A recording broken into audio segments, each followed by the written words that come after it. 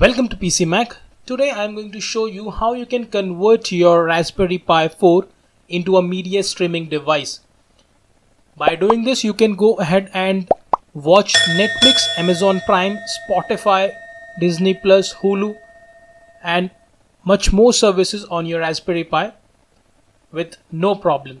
Before starting the video, I would like to thank the developer of this script, and here is the website. His name is vpatcov.net. Sorry, the name of the website is vpatcov.net and the name of the developer is Vince. So you can follow his tutorial from his website right here, or you can follow the tutorial from our website. So I have documented everything over there with the overclock step up to 2 GHz. So let's do it.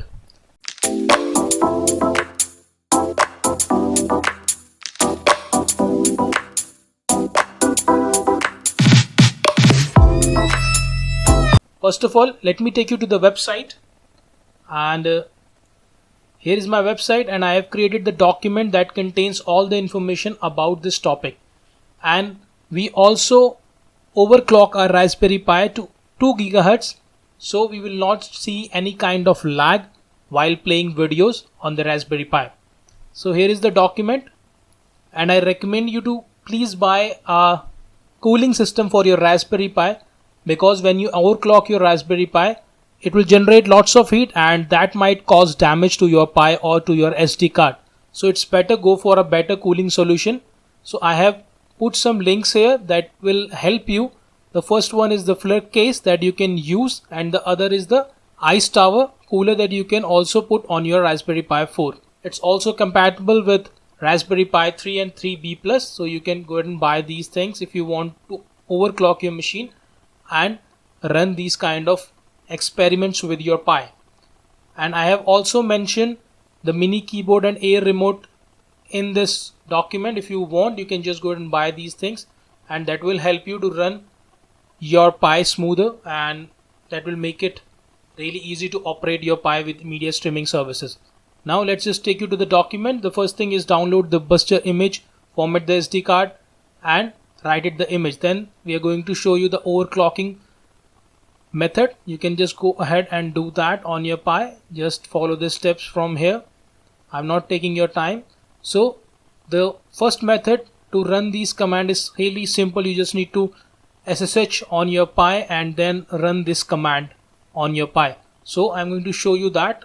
Let me just take you to my Pi and SSH. So the username is pi@, and my IP is 30. So I'm logged in here. Let's just clear the screen. Now we need to just copy this whole command like this and just paste it here and hit enter, and it will start downloading and extracting the version of Widevine. That is really important to run any kind of media service on any device. Now once it's done, you can see that you will be able to use Netflix, Hulu, Amazon Prime, Disney Plus, HBO, Spotify, Pandora, Hoopla, Mubi, and the services like this.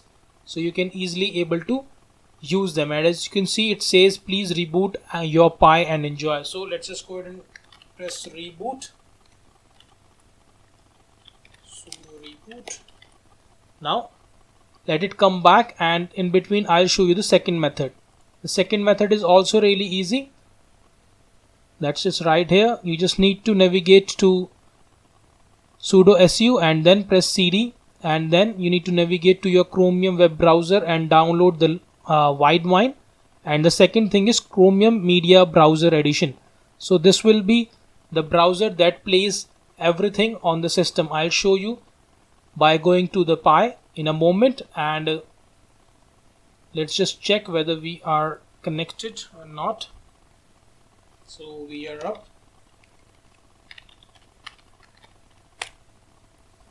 Let me clear the screen.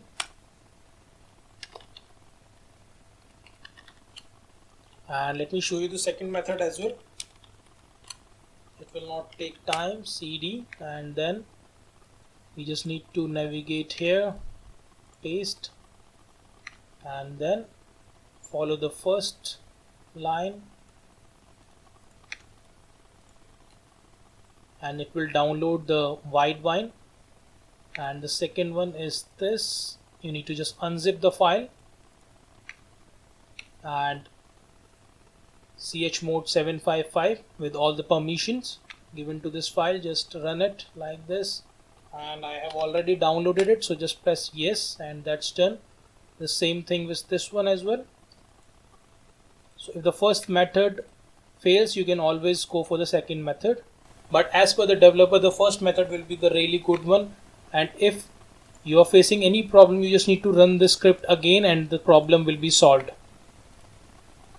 So this is also done. Once it's done, you just need to reboot it again. So we don't need to reboot it again. Let's just take the remote of our Raspberry Pi and I'll show you that I'm able to play the services or not. So I have an Amazon Prime account. I'll show you from there.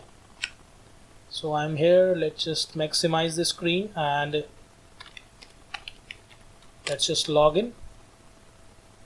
Now once you log in, what you need to do is just click here on the Raspberry Pi icon from the top left corner. Then you need to move to Internet and then Chromium Media Edition. You need to just click on that, and it's also the same like Chromium. There is no change, but it will play the services. So I have the Amazon account. Let's just click on Amazon and you can just play anything from here. Let's just try to show you this one.